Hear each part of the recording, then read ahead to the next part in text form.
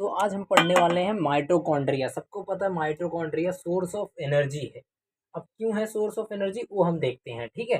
तो इसको बोलते हैं powerhouse of the cell. ये कहाँ पाया जाता है पहले वो देख लेते हैं। यूकारियोटिक्स में। यूकारियोटिक्स क्या होते हैं, हम आप समझ रहे हो। प्लांट्स हो गए, एनिमल्स हो गए, फंजाई हो गए, प्रोटिस्ट सब में पाया जाता है। लेकिन एब्सेंट होते हैं प्रोकारियोटिक्स। प्रोकारियोटिक्स क्या होते हैं, जो such as bacteria and archaea. समझ में आ गया। कहाँ पर पाए जाते हैं, साइटोप्लाज्मा में। सेल्स के cytoplasm, mitochondria are located in cytoplasm of eukaryotic cells, ठीक है। अब high concentration in energy demanding cells होते हैं। ये जो सेल्स होते हैं बहुत डिमांडिंग होती हैं, इनकी एनर्जी होती है। They are specially abounded in cells that requires a lot of energy such as muscle, liver, brain cells. समझ में आ रहा है, समझ में आ रहा है, जैसे मसल, लीवर, ये सब सारी चीजें हो गई। अब हम बात कर लेते हैं इनके कुछ कैरेक्टरिस्टिक्स की, ठीक है। तो पहला इसका जो ये है कि पावर हाउस क्यों माना जाता है, क्योंकि ये जनरेट करता है एनर्जी अपने सेलुलर रिस्पिरेशन से। प्रोडक्शन ऑफ एटीपी करता है, एटीपी मतलब एडिनोसाइन ट्राइफॉस्फेट, जो सेल्स की एनर्जी करेंसी होती है, ठीक है।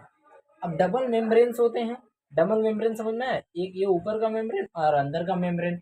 दे have an outer membrane, highly folded inner membrane called cristae. अंदर से जो मुड़ी मुड़ी होती है उसको मैंने बोला क्रिस्टिया होता है, which increases surface area for energy production, है ना। इसके पास होता है डीएनए, अंदर देखो जो क्रोमोसोम्स है वो डीएनए है, ठीक है। तो इनहेरिटेड मैटरनली। तो mitochondria have their own circular DNA और separated from the cell's nucleus DNA which allow them to replicate independently. समझ में आया, जो मतलब अपने सेल से सेपरेट होके भी डीएनए बना देती हैं। Separates from the cell's nucleus DNA. अब इनहेरिटेड मैटरनली मतलब mitochondria DNA inherited exclusively from the mother.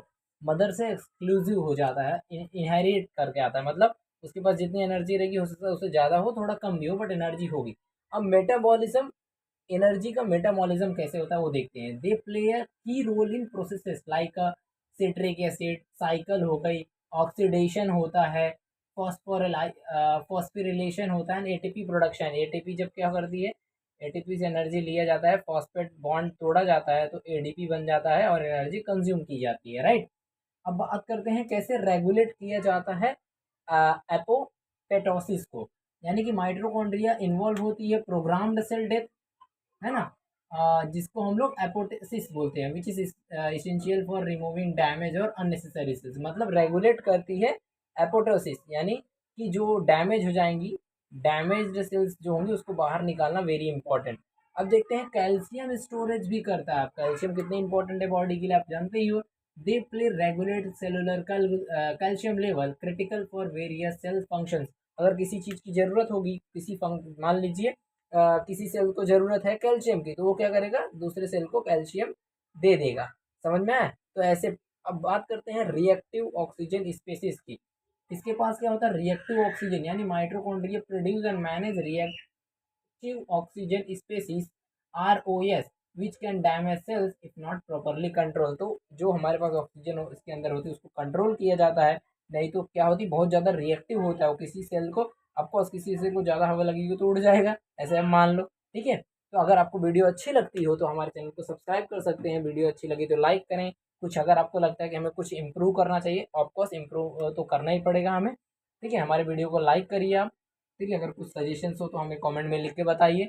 चलिए मिलते हैं नेक्स्ट वीडियो में, ठीक है। Bye bye.